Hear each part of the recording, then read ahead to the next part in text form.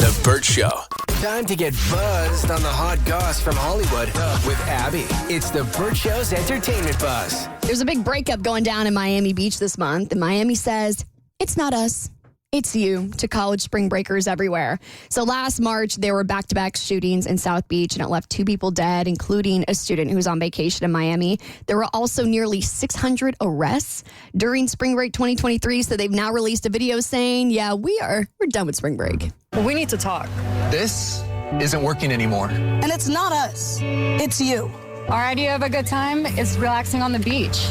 Hitting up the spa. Or checking out a new restaurant. You just want to get drunk in public and ignore laws. Do you even remember what happened last March? It's clear those actors have never actually lived in Miami before, because I don't think that's really the idea of a Miamian, a person who lives in Miami's good time. Or acted either. I think this is their first time. First time. For like South Florida, Daytona, Fort Lauderdale, 30A, Panama City Beach, they're all trying to curb spring breakers. It's been such an institution for so long. I mean, we went to Daytona and we went to Panama City Beach when I was in school.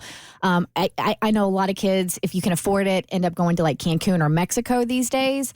But I don't know how you curb that. I know they are banning alcohol on the beach. That'll do it. So for the month of March, the last time I was in one of those cities and visiting, for the month of March, there was no alcohol allowed on the beach. Didn't matter if you were over 21 or not. Just looking from the outside, looking in, we've seen this before. I think it was Daytona Beach that put an end to this a while ago and have tried to curb it. But it takes like years. Like you put the word out and then everybody's like, if you're 22, you're like, oh, come on, they're not serious. You go, you end up getting arrested or getting your car booted. You tell 5 friends, it tells 5 friends, and the word has to spread that Miami's not friendly anymore when it comes to spring break. But I will say this, it is a very brave decision for the city when you consider how much money these spring breaks bring into the local economy. For them to say, you know what, we're going to pass on all those millions of dollars and keep it safe here is a pretty brave decision. Do you think the hotels and bars and restaurants were on board with this message? Furious, probably. Probably not. Yeah. I would imagine no. Yeah. I feel like for Miami's going to survive this because they don't need spring breakers to come and bring more money to the economy. Like, Miami will be fine.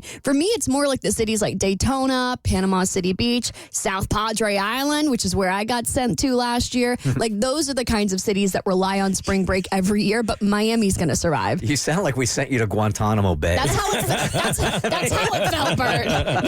They threw me. They threw me to South Padre Island with the most ratchet humans I've ever met in my young life. 20s Rikers Island. Oh, my God. It was awful. So now these are some of the restrictions that Miami says it's putting in place to try and stop all those spring breakers coming. This March, you can expect things like curfews, bag checks, and restricted beach access, DUI checkpoints, $100 parking, and strong police enforcement for drug possession and violence.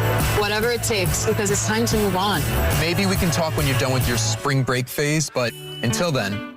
Yeah, the $100 parking's going to get them. Yeah, I think that our friends in Charleston had to deal with this for a while also, that Folly Beach, was it spring break or July 4th maybe, used to get out of hand on the beach there, man. People would bring like their own DJ equipment, and there were buses from Atlanta that were going to Folly Beach, and one year it turned sideways where it got into a riot with like the police. So I think that it was either Isla Palms or Folly Beach. They tried to put a stop to it also, and I think it's worked for the most part. Go back to your younger 20-year-old self, though. Like, isn't this the wussification of spring break? Well, guns will do that. Yeah, people getting killed. I mean, I'm not down for like the guns and the violence, but like the drinking and the debauchery and the club nights, and like I feel like that's just like a rite of passage for every college student. It was such a much more innocent drunk partying time back in the day where you could get drunk. You know what? Dudes got into altercations. It was usually with their fists. But now you got people in Miami that were dying last year, and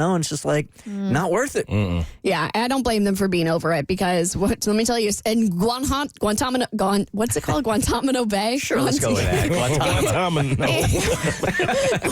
Guantanamo Bay. in South Padre Island, it was definitely not a comfortable time, and we witnessed things that I can never scrub from my memory. Yeah, but Kristen's right. There was a time where like MTV used to go out to the beaches all the time. I remember going to one in Hawaii, and it was epic. Those MTV spring breaks were I was not allowed to watch them when I was younger because, they were scandalous.